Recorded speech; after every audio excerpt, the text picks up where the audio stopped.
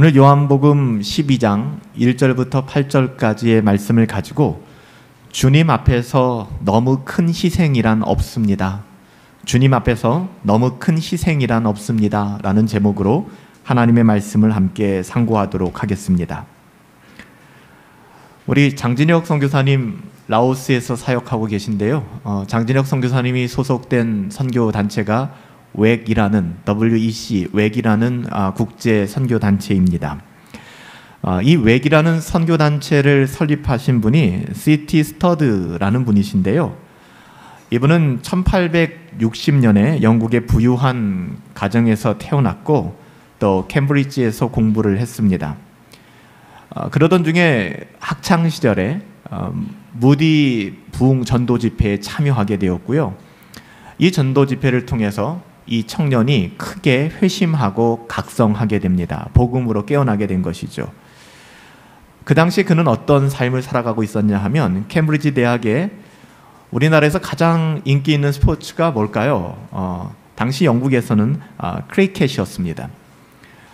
캠브리지 대학의 크리켓 팀의 대표 선수였습니다.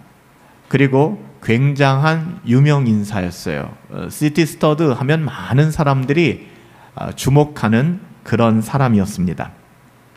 그가 무디 집회에 참여한 이후에 몇몇 친구들과 함께 회심을 경험하게 돼요. 주님을 만나게 된 것이죠. 그런 다음에 중국에 헌신하게 됩니다. 여러분 1800년도 말이지만 중국은 녹록치 않은 상황 아닙니까? 영국이라는 나라의 입장에서 봤을 때 그가 가지고 있었던 부요함, 그가 가지고 있었던 특권 다 포기하고 중국으로 가서 사역을 하기 시작합니다. 복음을 전했던 것이죠. 건강이 악화될 때까지, 더 이상 사역할 수 없을 때까지 중국에 머물러 있었어요.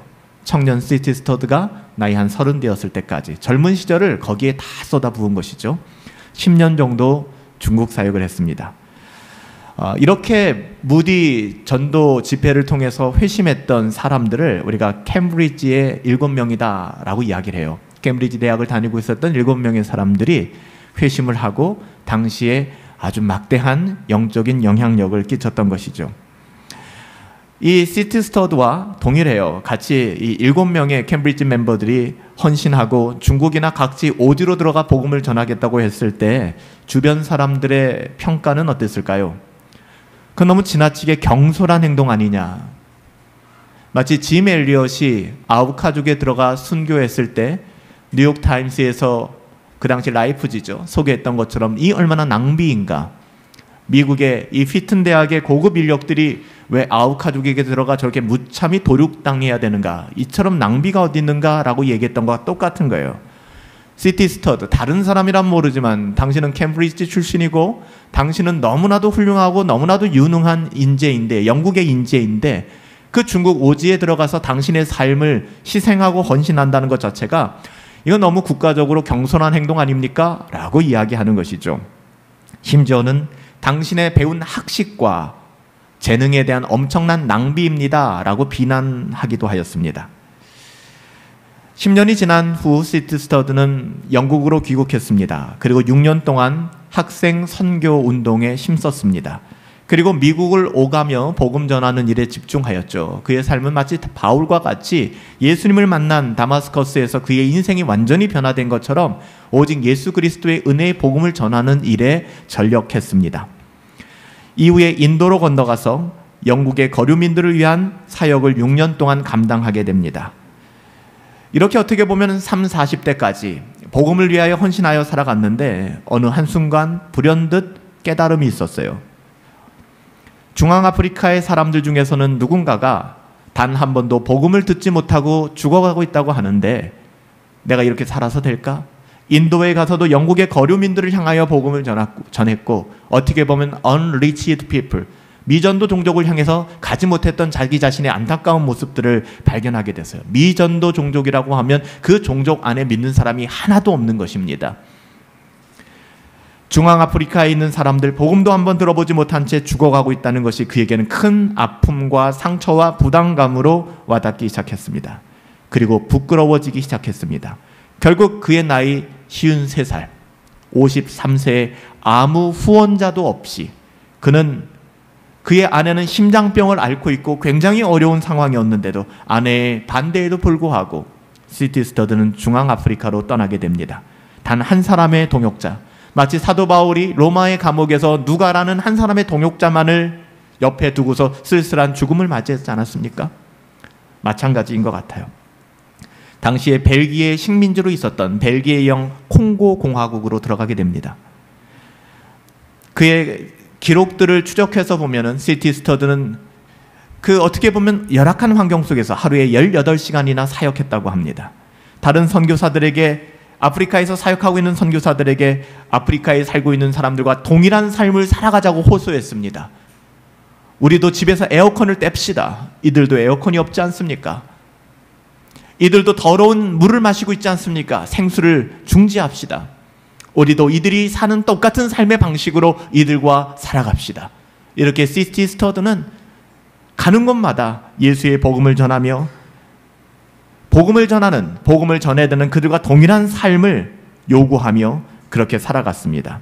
그리고 그는 1931년 영광의 나라, 하나님의 나라로 떠나게 되었습니다. 물론 C.T. 스터드의 전기를 읽어보고 살펴봤을 때 많은 선교사님들이 그런 것처럼 교리적인 면이나 신학적인 면에서 많은 약점들을 가지고 있는 건 사실이에요.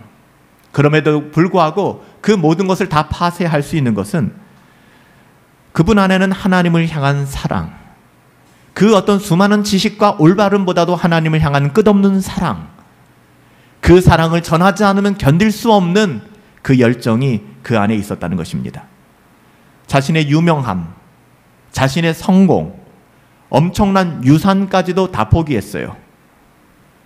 오늘 우리가 찬양했던 것처럼 오늘 본문에 나오는 마리아처럼 어쩌면 자기의 삶의 가장 귀중한 그거밖에 없는 그의 전부인 향유 옥합을 깨어 주님 발 앞에 부었던 것입니다. 하지만 이러한 모습들을 사람들이 지켜볼 때는 너무 지나친 거 아니야? 너무 경솔한 거 아니야? 그건 낭비 아니야? 유별나네. 너 왜 그래? 라고 조롱했습니다. 이것이 현실이죠. 하지만 C.T. 스터드는 그 모든 사람들을 향하여 마지막 유언과도 같이 이렇게 이야기했습니다. 여러분 잘 들어주시기 바랍니다. C.T. 스터드의 고백일 뿐만 아니라 이것은 동일한 하나님의 사랑이 우리 가운데 있다면 우리들의 고백이 되어야 하지 않겠습니까? 만일 그리스도께서 참으로 하나님의 아들이시고 그분이 나를 위하여 죽으신 것이 정말로 참이라면 내가 그분께 드리는 그 어떤 희생도 결코 크다 말할 수 없을 것이다. 이것이 C.T. 스터드의 고백이었습니다. 우리도 동일하잖아요. 전반부는 만일 그리스도께서 참으로 하나님의 아들이시고 아멘 다 고백하잖아요. 그분이 나를 위하여 죽으신 것이 사실이라면 아멘 거기까지도 우리가 고백하잖아요. 근데 마지막이 없는 거예요.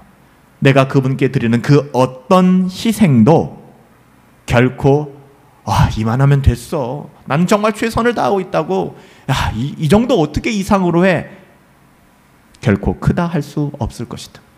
이 세 번째 논리에서 우리는 무너지기 때문에 우리의 삶이 C.T. 스터드와는 다른, 수많은 믿음의 선진들과는 다른 삶을 살아가고 있는 것은 아닐까요? 만일 그리스도가 참으로 하나님의 아들이시고 그분이 나를 위하여 죽으신 것이 사실이라면 내가 그분께 드리는 그 어떤 희생도, 시간도, 돈도, 명예도, 나의 은사도 결코 크다라고 말할 수 없을 것이다. 오늘 본문을 읽고 묵상하면서 저는 줄곧 생각난 사람이 이 C.T. 스터드였습니다. 외계 창시자. 지금도 C.T. 스터드의 후예들이, 이 웨커들이 세계 열방 가운데에서 복음을 전하며 함께 국제적인 사역들을 해나가고 있지 않습니까? 그럼에도 불구하고 오늘 마리아 주변에 있었던 수많은 사람들, 심지어 예수님의 제자라고 했던 사람들까지도 그건 너무 극단적이야. 너무 광신주의자 아니야? 너 너무 미친 거 아니야? 기독교의 교회 너무 미친 거 아니야? 라고 이야기한다는 것이죠.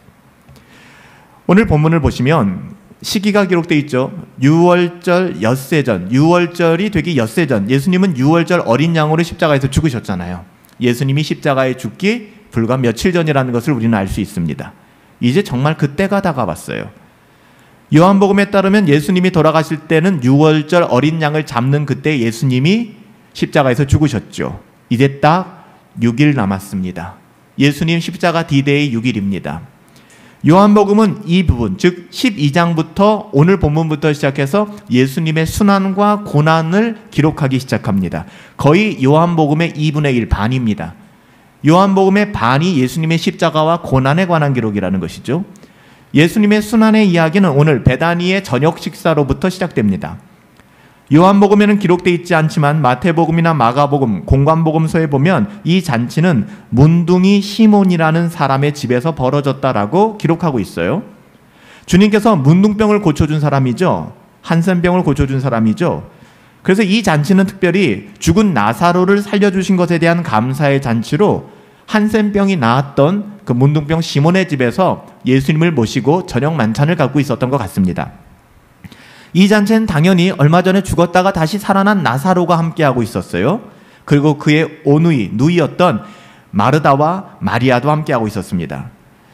마르다는 늘 그렇듯이 잔치를 섬기느라고 굉장히 분주한 삶을 살아가고 있었습니다. 하지만 마리아는 더 복잡하고 견딜 수 없는 너무나 단순한 마음을 가지고 예수님 곁에 무릎 꿇고 고개를 조아리고 있었습니다.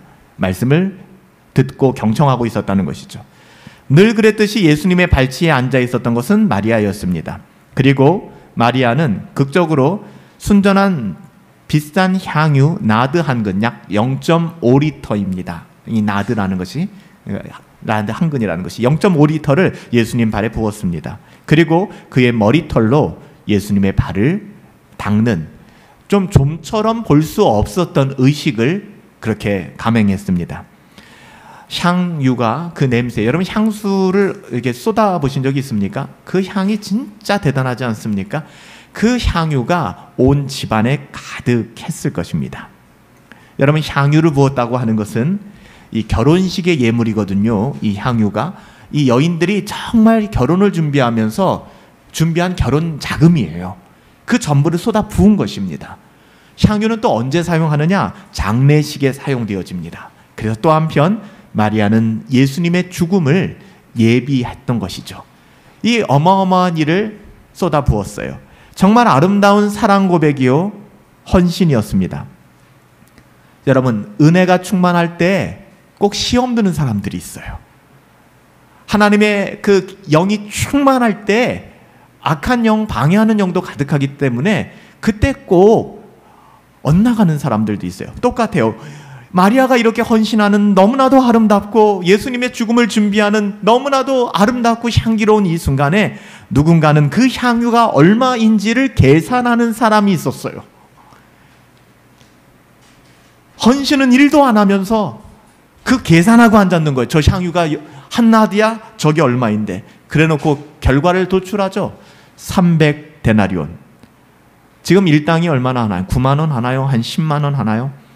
여러분, 한 데나리온이 성인 한 사람이 일용직 일을 할 때 받는 급여라고 합니다. 10만 원, 12만 원, 뭐 정도. 요즘엔 물가가 너무 많이 올라가서 여러분 300데나리온 1년 동안 벌어야 되는 1년 연봉입니다. 그 이야기를 하는 거예요. 야, 이 향유를 어찌하여 300데나리온에 팔아서 가난한 자들에게 좀 주지 않느냐. 귀에 혹하죠. 야, 이 사람 진짜 가난한 사람을 생각하나 보다. 아니에요. 여러분, 주님을 사랑할 수 없는 사람은 절대로 이웃을 사랑할 수가 없습니다. 그래서 예수님께서 혼란의 여지가 없이 분명히 말씀하셨잖아요. 그는 도둑이라. 그 돈에 관심이 있다. 심령을 정확하게 뚫어보는 주님께서, 성령께서 요한에게 감동하사 유다가 이렇게 말하면 가난한 자를 생각하는 것이 아니다. 도적이다. 돈깨를 맡고 있고 회개이기 때문에 거기 넣는 거 훔쳐갈 생각밖에는 안 한다. 진짜 비참하지 않습니까? 그래서 우리 가운데 분별이 필요한 것입니다. 때로는 교회 가운데 누가 엄청난 헌신을 합니다. 몸으로, 마음으로, 물질로. 그럴 때 그러지 못하는 사람이 비아냥거리기 시작합니다. 저 왜 저런데? 야, 뭐 그거 다 하고서 어떻게 살아? 라고 얘기하는 것이죠. 여러분, 오늘 우리 이 사건을 통해서 또 시티스터드라는 한 사람을 통해서 과연 우리가 희생한다라고 하나님 앞에 이야기할 수 있을까? 희생이라는 것이 가능할까? 우리 딴에. 우리라는 존재가 과연 하나님 앞에 희생한다라는 말이 이것이 가능할까? 예수님께서는 마리아를 변호하셨습니다. 가만두어라. 나의 죽음의 날을 위하여 이것을 예비하는 그녀를 두어라. 가난한 사람들은 항상 너희와 함께 있지 않느냐. 하지만 나는 그렇지 않을 것이다. 곧 떠나갈 것이다. 라고 말씀하신 것이죠. 오늘 본문에서 우리가 가장 중요하고 특이하게 받아들여야 되는 사실은 이 모인 사람들 중에서 오직 마리아만 예수님의 죽으심을 알고 있었다는 겁니다. 그러니까 향유옥합을 깨어 예수님의 죽음을 예비했겠죠. 존경하는 아더 핑크 목사님은 이렇게 이야기합니다. 마리아의 마음은 예수님께서 그 일을 말씀으로 표현하시기 전에 그의 마음속 깊은 곳에 항상 들어있었고 예감되어져 있었다. 그녀는 그가 예수님께서 죽으실 것을 알았을 뿐만 아니라 그 죽음의 가치까지도 알고 있었기 때문에 그의 가장 소중한 것을 예수님 발 앞에 쏟아부을 수 있었다. 이 아더 핑크 목사님의 주석입니다. 여러분, 사실 놀라워요. 이 마리아라는 여인이 이것을 알고 있었다는 사실 놀랍지 않습니까? 심지어는 예수님과 가장 많은 공생에 3년 동안 붙어 살았던 제자들도 아무도 몰랐어요. 심지어는 예수님이 발을 씻기시며 죽기 전에 말씀하셨을 때에도 예수님이 과연 죽으실까? 이걸 알지 못했습니다.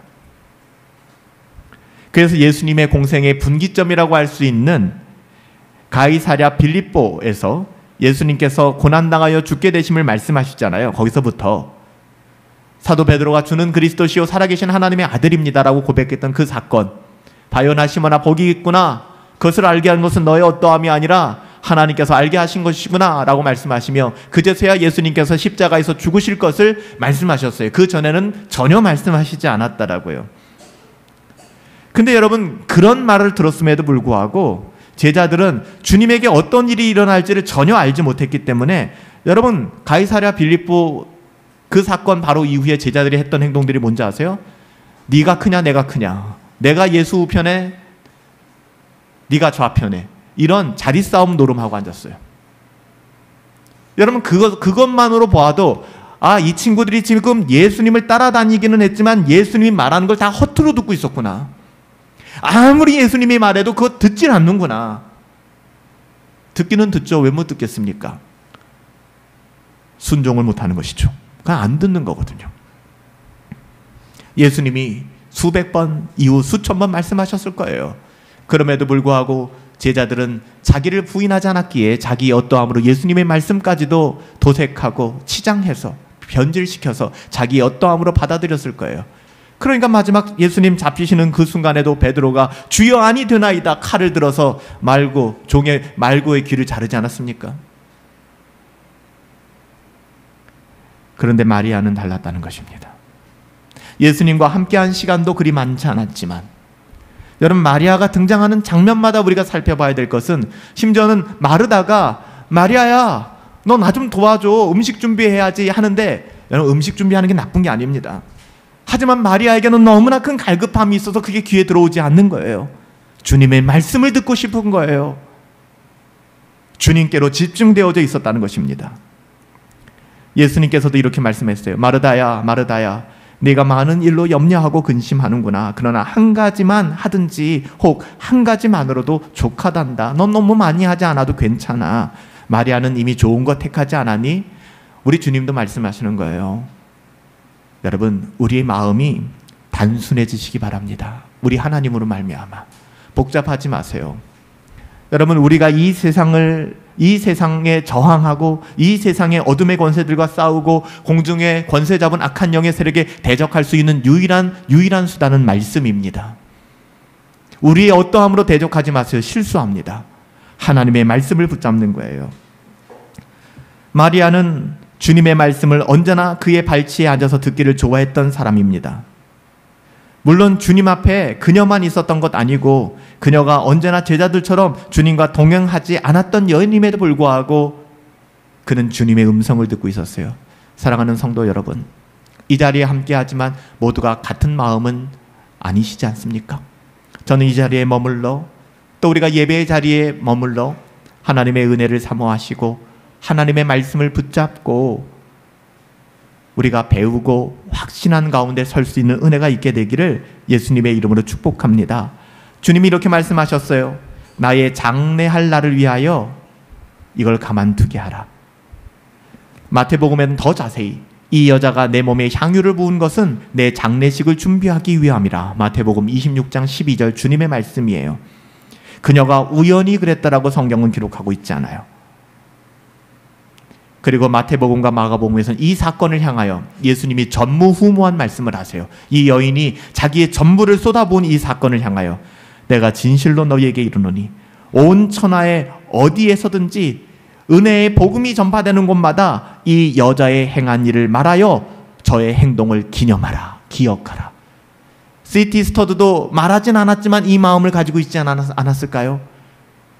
향유 옥합 이거 하나 쏟아본다고 해서 하나님 앞에 내가 엄청난 희생을 했다, 유세 부릴 거 없다는 것이죠. 하나님의 은혜는 너무나 크기 때문에 복음의 핵심의 가치를 꿰뚫어 주시는 말씀이에요. 언젠가 주님의 말씀으로부터 이 일을 깨달아 알게 된 마리아는 늘 향유를 준비해 왔을 거예요. 적당한 기회에 주님의 장례식을 예비하겠다. 그러나 자기 오빠, 사랑하는 오빠 나사로를 살려주신 일이 화근이 되어서 결국에는 산헤드린 공회는 예수님을 잡아 죽이기로 결정하였고, 이제 6월절이 되어 예루살렘에 오시는 주님은 말씀하셨던 대로 이제 마지막이 되었구나라는 것을 마리아는 알고 있었을 것입니다. 그리고 이 나병 환자 한센병 시몬 집에서 예수님을 모시고 만찬을 가질 때 그 기회를 엿봐서 그 향유를 쏟아붓게 된 것이죠. 사람들은 넌 너무 미쳤어, 기독교에. 너는 너무 교회에 미쳤어. 그렇게 살면 안 돼 라고 이야기하지만 당사자는 이렇게 얘기합니다. 나는 주님을 사랑하니까요. 나는 주님을 사랑하니까요. 그 사랑을 알지 못하는 사람은 그 마음을 이해할 수 없어요. 본문이 우리에게 말씀하시는 건 이것만이 아닙니다. 그녀에게는 이 일을 하는 깊은 동기가 있을 텐데 바로 그것이 무엇이라고요? 그리스도를 향한 사랑이었다는 것입니다. 예수님의 죽음을 예비하고 예수님 앞에 그 향유를 쏟아부은 가장 근본적인 그 마음, 깊은 동기는 그리스도를 향한 사랑. 그녀는 사무적으로 예수님이 6일 후에 죽겠구나 라는 계시를 받고 이래저래 해가지고서 그럼 내가 그 길을 예비해야지 이런 식으로 하지 않았다는 것입니다. 여러분, 이런 식으로 섬기는 사람은 은혜가 없어요. 너무 힘들어요. 그녀는 그리스도를 열렬히 사랑했고 그리스도께 자신의 사랑을 표현하기를 원했습니다. 그녀는 그리스도께서 자신을 위하여 하고 계시는 모든 일을 알고 계셨어요. 주님이 왜 날 사랑하시는지, 주님이 나를 위하여 죽으시고 십자가에서 죽으시고 이 모든 일들을 마리아는 알고 있었어요. 얼마나 주님이 날 사랑하시지. 아직 십자가를 지시기 전이지만 단연 그녀가 가장 값진 것은 향유였습니다. 아까도 말씀드렸지만 나드 한 근은 그 값어치가 1년의 연봉에 해당되는 가치이기 때문에 정말 헤아릴 수 없는, 세상적으로는 귀한 물질이었습니다. 하지만 헤아릴 수 없는 그리스도의 사랑에 비견할 수 없다는 것을 그녀는 알고 있었기 때문에 그것을 부을 수 있었다는 것이죠. 여러분 어때요? 동일한 은혜가 마리아와 우리에게 있다면, 마리아가 경험한 은혜를 우리도 경험하고 있다면, 마리아가 누린 은혜를 우리도 누리고 있다면 여러분, 이 마리아의 마음을 적어도 우리는 이해할 수 있어야 되지 않을까요? 저는 이렇게 말씀드리고 싶어요. 사랑은 허비하는 것입니다.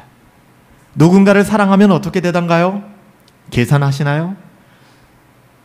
사랑하는 누군가를 만나서 데이트를 하기 시작하고 열애에 빠지면은 모르겠어요. 요즘 젊은 친구들은 어떤지 모르겠지만 계산기를 두들기시나요? 네 거 내 거 따지시나요? 그냥 다 퍼주고 싶잖아요. 다 사주고 싶잖아요. 내 여력이 되는 동안에. 누가 날 바보라고 얘기해도 괜찮잖아요. 그냥 내 앞에서 맛있는 걸 먹어주는 것만 해도 너무 행복하잖아요. 그거 아닌가요? 사랑은 허비하는 것입니다. 부모님들이 자식들에 대하여 자기는 먹지 못하고 자기는 갖지 못해도 자식들에게 그냥 내리사랑 다 부어주시지 않습니까? 여러분, 사랑이에요. 사랑은 계산하지 않아요. 사랑은 허비하는 것입니다. 허비한다라고 표현해서 이게 나쁘게 들리는 것이지, 여러분, 사랑을 허비하는 것을 정말 사랑하는 사람이 나는 허비한다라고 얘기하겠습니까? 사랑한다고 얘기하죠. 그 사랑을 이해하지 못한 사람이 허비한다라고 얘기할 거예요. 사랑은 계산하지 않기 때문에 허비하는 것입니다. 계산하지 않아요. 내 자식에게 이거 주면은 우리 집이 어떨까 계산기 두들겨 보지 않아요. 내 자식에게 필요하면 그것을 흘려보내줍니다.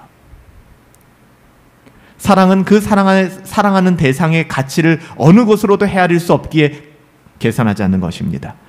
그녀가 그리스도께 보여주는 사랑은 우리의 신앙의 본질이 무엇인지 너무나도 잘 보여주는 사건. 그래서 주님께서도 이거 기념하렴, 잊지 말고, 복음이 전해지는 곳마다 이런 헌신이 값지다라는 사실을 드러내 주렴 말씀하신 거예요. 그리스도를 사랑하지 않고 그리스도를 믿을 수 있는 길은 없습니다. 하나님은 사랑이시니까요. 하나님을 믿는다 하지만 하나님의 사랑이 그 안에 거하지 않는다면 하나님의 사랑이 내 안에 없기 때문에 하나님이 내 안에 아니 계신 거예요. 그리스도를 믿는다는 것은 그리스도를 사랑한다는 거예요. 하나님을 사랑하기에 비로소 내 이웃을 내 몸같이 사랑할 수 있게 되는 것이지, 기독교는 단순한 휴머니즘 박애주의가 아니라고요. 기독교가 아니어도 사람들은 자신들의 어떠함을 따라 박애주의고 적이고 인본주의적인 삶을 살아가 휴머니즘적인 삶을 살 수 있어요. 그렇다고 해서 모두가 기독교는 아닙니다. 기독교는 하나님을 사랑하기에, 하나님의 그 사랑을 깊이 경험했기에 내 이웃을 사랑하되, 그것도 계산기 두들기며 사랑하는 게 아니라 내 몸같이 사랑할 수 있다는 것이 하나님의 말씀이잖아요. 그 자리에 앉아있다가 몽둥이로 머리 뒤통수를 한 대 얻어맞은 것 같은, 찬물로 정말 이 버킷리스트 하듯이 찬물, 얼음물을 쏟아 부은 것 같이 큰 충격을 받았던 것은 유다였을 것입니다. 계산기를 두들고 있었던 한 사람 유다. 그는 분명히 틀린 소리를 한 건 아니에요. 뭐라고 얘기했습니까? 이 향유를 어찌 300데나리온에 팔아 가난한 사람들에게 나누어 주지 않냐? 왜 허비하니? 라고 말하는 거죠. 묻잖아요. 왜 허비하니? 단순하죠. 그리스도에 대한 사랑이 없기 때문에. 나중에 유다가 자기 자신에게 속한 곳으로 갔잖아요. 유다는 적어도 예수님의 제자였고 예수님과 함께 3년 동안 따라다녔지만 단 한 번도 예수님과 동행한 적이 없었던 사람이에요. 너무 무섭잖아요. 성경 하나님께서는 분명히 유다의 어떠함을 드러내 주셨습니다. 굉장히 교양 있죠. 유다 굉장히 교양 있어요. 옳은 얘기하는 것 같습니다. 옳아요. 근데 잘 살펴보면 우리가 교양이라는 이름으로 하나님을 향한 마음들을 왜곡시키는 경우들이 굉장히 있다는 거예요. 문제는 그 교양이 말하는 사람의 가치와 같은가 하는 게 중요합니다. 유다는 달랐습니다. 성경은 날카롭게 우리의 교양이 우리 자신과 다를 수 있다고 얘기합니다. 교양을 그렇게 강조하는 사람들이 빠지기 쉬운 오류를 이야기하는 것이죠. 자기중심적이고 자기가 추구하는 삶을 살아가면서도 하나님과 동행하는 사람인 것처럼 보여지고 싶어하는, 또 그렇게 말하는 사람들을 경계하라는 것입니다. 그래서 예수님께서도, 여러분 유다 관원도 바로 그런 사람이지 않았습니까? 여러분 예수님께서 언제 가난한 사람들을 도와주고 가난한 사람들의 이웃이 되는 것에 대해서 혼내신 적이 있어요? 오늘 그 문제가 아니란 말입니다. 또 여러분들 언제 예수님께서 우리 전 재산을 다 팔아서 예수님 앞에 드리고 교회에 헌금하라고 말씀하셨습니까? 절대 그런 적 없다고요. 부자 관원에게서도 예수님께서는 그렇게 말씀하신 거예요. 가진 것 다 팔아 가난한 사람들에게 나누어주고 나를 쫓으라? 이거 오해하면 안 된다고요. 예수님께서 왜 이렇게 말씀하셨는가? 마리아가 예수님 앞에 향유를 부은 이 사건이 가난한 자를 도와야 하는 교회와 그리스도의 사명에 대한 부정적인 평가나 핑계가 아니라는 겁니다. 교회는 가난한 사람들을 도와야 합니다. 교회는 연약한 자들의 친구가 되어줘야 합니다. 교회는 정죄하는 것이 되어서는 안 됩니다. 세워나가야 합니다. 복음 안에서 은혜의 복음을 전하고 권하는 것이 되어야 합니다. 그거 흔들리는 거 아니에요. 하지만 우선순위를 잘 보라는 것입니다. 주님을 사랑하기 때문에 헌신하는 그 어떤 헌신도 너무한 헌신이다, 그건 과도한 헌신이다라고 말할 수 있는 사람은 아무도 없다는 게 중요한 거예요. 마리아가 예수님께 보여준 그 허비하는 사랑과 유다가 말하는 가난한 자를 도와주는 그 개념이 서로 상충됩니까? 이것이 분리되나요? 그럴 수 없다는 것입니다. 주님은 육신을 입고 우리 집에 찾아오신다면 문제가 다를 수 있습니다. 하지만 주님은 마리아 곁에 오셨던 방식은 그 방식을 택하지 않으셨다는 것이죠. 주님께서 마지막 심판에 관하여 말씀하실 때 뭐라고 말씀하셨어요? 심판하는 임금이 지극히 작은 자 하나 한 것이 내게 한 것이다. 그렇게 말씀하셨어요. 우리 주님이. 또요, 지극히 작은 자 하나, 즉 가난한 자와 주님을 지금 어떻게 말씀하시는 거예요? 동일시한다는 거예요. 마리아는 주님을 사랑했기 때문에 주님 앞에 향유 옥합을 부을 뿐만 아니라 그의 삶은 가난하고 연약한 자들의 친구가 되는 삶을 살았을 것입니다. 반드시 연결되어져 있어요. 유다는요? 유다는 어땠을까요? 절대로 자기 것을 내어놓지 않았을 것입니다. 자기 거 하나 누군가에게 나눠주는 것에 인색했을 것입니다. 그렇게 살아갔을 거예요. 결국에는 유다의 말은 말장난이었다는 거예요. 그리고 가룟 유다뿐만 아니라 부자 관원의 말도 말장난이었다는 것이죠. 주님의 말씀을 오해한 것이죠. 주님은 당신 자신과 가난한 자를 분리시키지 않으셨습니다. 그리고 교회가 어떻게 살아가야 되는지를 분명하게 말씀해 주셨습니다. 그래서 가난한 자를 도와라, 그리고 주님 앞에 향유 옥합을 쏟아붓는 이 사건은 절대로 충돌하는 사건이 아니에요. 같이 연결되어져 있는 사건입니다. 그래서 제가 살펴보면 지난 금요 예배 때도 말씀드렸지만 헌신하는 사람이 더 헌신하더라고요. 연보하는 사람이 더 연보하더라고요.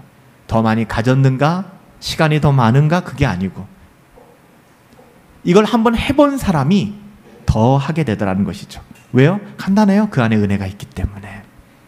하나님의 은혜가 있기 때문에. 사랑하는 여러분, 저는 우리 교회가 더 풍성해졌으면 좋겠어요. 어렵고 힘든 시기이지만 우리 성도님들의 삶이 어떤지 제가 너무나 잘 알고 있거든요. 직장 하나로 해결될 수 없는 가정의 어떠함 때문에 밤늦게 일을 하셔야 되는 분들도 계시고, 아르바이트를 병행하셔야 되는 분들도 계시고, 때로는 정말 너무나 모질고 고통스러운 환경 속에서 몸부림치고 계신 분들 알고 있어요. 어렵고 힘든 시대이죠. 하지만 더 넓은 눈으로 우리 허브 가족들뿐만 아니라 얼마나 많이 소외되고 어려운, 우리가 잠깐 동안 후원했었던 동대문에 있는 그 쪽방촌에 살아가는 사람들, 어제는 진짜 덥더라고요. 저희도 에어컨이 한 20년 돼서 냄새가 많이 나요. 옛날 에어컨이기 때문에. 그래서 계속 틀어놓으면 또 어렵더라고요. 그래서 껐다 켰다 하는데 밤에 그런 생각이 드는 거예요. 와, 에어컨이 없으면 어떻게 살까? 근데 그렇게 살아야 되는 사람들이 너무 많아요. 교회가 너무 가진 자들과 세상의 권력과 세상에 누리고 사는 사람들과 하나가 되어서 어떻게 보면 그 사람들과 함께 노는 놀이터가 되었다라는 생각도 들 때가 있어요. 가난하고 소외되고 연약한 사람들. 제가 금요 예배 때도 말씀드렸잖아요. 우리 인도네시아의 선교사님 저에게 기도 편지를 보내셨는데, 비자를 연장할 수 있는, 그 가정의 비자를 연장할 수 있는 250만 원의 비용이 없다는 거예요. 100만 원은 후원이 됐는데 150만 원의 후원이 없어서 당장 그 나라에서 쫓겨나게 생겼다는 거예요. 아이들을 데리고 하나님의 말씀을 가르치기 위해서 학교를 운영하고 있는데 여자아이들 기숙사를 운영하기 위해서 한 250만 원이 필요하다는데 6개월에 그것이 모자라서 지금 아이들을 데리고 있기가 어렵다는 거예요. 제가 건너서 알고 있는 신실한 선교사님이거든요. 오죽하면 저에게 이런 편지를 보냈을까. 그래서 제가 노회와 노회 임원으로 있으니까 노회와 노회 지교회들에게 그 편지를 다시 복사해서 다시 전달해 드렸어요. 우리 도왔으면 좋겠다고. 그래서 노회 안에서도 그냥 휴가 한번 가는 비용이 있지 않습니까? 150만 원. 요즘 150만 원 휴가비도 안 되지 않습니까? 국내로 어디 간다고 해도, 해외로 어디 간다 그러면 150만 원은 뭐예요? 몇백만 원이 들죠. 많이 생각하게 되었어요. 하나님 앞에. 하나님 앞에 은혜가 하나님이 주신 은혜가 우리 가운데 있는가? 우리는 어떻게 살아가고 있는가? 오늘 마리아의 삶을 바라보며 또 시티 스터디의 그 고백을 바라보며 저는 복음이 주는, 그래서 오늘 설교의 제목처럼 주님 앞에 더한 희생이란 없습니다. 너무 지나친 희생이란 없습니다. 말씀을 정리합니다. 여러분, 오늘 우리 이 사건, 주님이 가는 곳마다 기억하라는 이 사건에 질문을 던져야 됩니다. 우리는 유다와 같은 편에 서 있는가? 아니면 마리아와 같은 편에 서 있는가? 우리는 어떻게 우리의 어떠함을 드러내며 살아가고 있는가? 그리스도께 향유를 붓는 그 허비하는 사랑을 우리는 날마다 실천하며 그렇게 살아가고 있는가? 우리에게 그리스도의 발 아래서 그 말씀을 듣고 그 말씀을 깨닫는 것이 정말 소중한 가치인가? 매일 새벽 예배, 새벽 경건회마다 여러분 하나님의 말씀을 붙잡고 무릎 꿇고 있는가? 금요 기도회마다 그래도 참 많은 분들이 순종하시고 나와서 말씀 붙잡고 그리 기도해 주시는 거, 야근 끝나고 늦게라도 오셔서 그러는 모습 바라보면서 야, 하나님이 우리 교회에 은혜를 주시는구나. 얼마나 감사한지 몰라요. 그 은혜가 우리 가운데 있는가? 복음이 격발하여 살아가는 삶이 나의 삶 속에 확인되고 있는가? 재물과 성공, 자기의 이미지, 가족, 자녀 이 모든 것을 능가하는 복음의 가치가 정말 내 속에 있는가? 여러분이 복음의 무한한 가치, 그리스도의 죽으심의 무한한 가치를 드러내기 위해서는 어떤 헌신도 어떤 희생도 하나님 앞에 이건 너무한 거 아니야? 너무 광신도 아니야? 할 것은 없습니다. 복음을 전하기 위해서 단 한 번도 보지 못한 사람들에게 가서 인생을 허비하는 수많은 선교사님들이 계시지 않습니까? 눈동자의 색깔이 다르고 피부 색깔이 다르고 우리 필리핀 이주 노동자 공동체도 제가 말씀드렸잖아요. 그렇게 정말 애지중지 모든 것 다 쏟아놓아서 돌봐주고 또 법적으로 어려움이 있으면 변호사 찾아가서 도와주고 했는데 결국에 추방돼서 필리핀 가면 소식이 끊어져 버리는 거예요. 아, 내가 이용당하지 않았나? 그럼에도 불구하고 그 자리를 지금도 지켜내며 그 허한 가슴을 그리스도로 채워내며 사역하는 수많은 선교사님들과 수많은 사역자들과 우리의 삶이 달라서야 되겠습니까? 모두가 선교사가 될 수는 없잖아요. 모두가 목사가 될 수는 없잖아요. 우리는 우리의 부르심의 자리에서 직장 생활을 하고 여러 생활을 하고 있지만 그 마음, 그 동기는 달라서는 안 되지 않습니까? 저는 오늘 본문을 묵상하며 왜 시티 스터디가 다시 생각났는지 이제는 압니다. 왜냐하면 시티 스터디야말로 마리아와 함께 복음의 가치, 그리스도의 죽으심의 무한한 가치를 그들이 드릴 수 있는 최고의 값진 것으로 표현한 사람들이었기 때문에 다시 한번 이 마지막 시간 우리가 스터디의 말을 좀 기억했으면 좋겠어요. 만일 예수 그리스도가 하나님이시고 그분이 나를 위하여 죽으신 것이 사실이라면 내가 그분께 드리는 어떤 희생도 결코 크다 말할 수 없다. 그리스도 앞에 너무 큰 희생 그런 건 없습니다. 주님께서 우리들에게 그 복음을 알게 하셨잖아요. 그 생명의 복음, 그 무한한 가치를 드러내며 살아가실 수 있는 저와 여러분들 되시기를 예수님의 이름으로 축복합니다. 기도하겠습니다. 살아계신 아버지 하나님, 우리에게 그 복음의 영광이 어떠한 것인지, 예수 그리스도의 은혜의 복음이 무엇인지 다시 한번 밝게 알려주시길 원합니다. 하나님, 우리의 삶이 은혜가 격발하여 드러나는 삶이 될 수 있게 되길 원합니다. 하나님의 말씀으로 하나님 위로받고 하나님의 말씀으로 가슴 설레며 하나님의 말씀으로 감사하고 즐거워할 수 있는 삶 살아갈 수 있도록 하나님 인도하여 주시옵소서. 시티 스터드보다 더 위대한 고백을 우리의 삶으로 드리며 살아갈 수 있도록 인도하여 주시고 마리아와 동일한 마음으로 우리에게 주어진 삶 우리가 살아갈 수 있도록 은혜 내리어 주시옵소서. 하나님, 그 어떠한 희생도 주님 앞에서 생색낼 것이 없습니다. 주님의 그 사랑과 은혜의 어떠함을 깊이 누리며 살아갈 수 있기를 간절히 소원하옵고 예수님의 이름으로 기도하옵나이다. 아멘.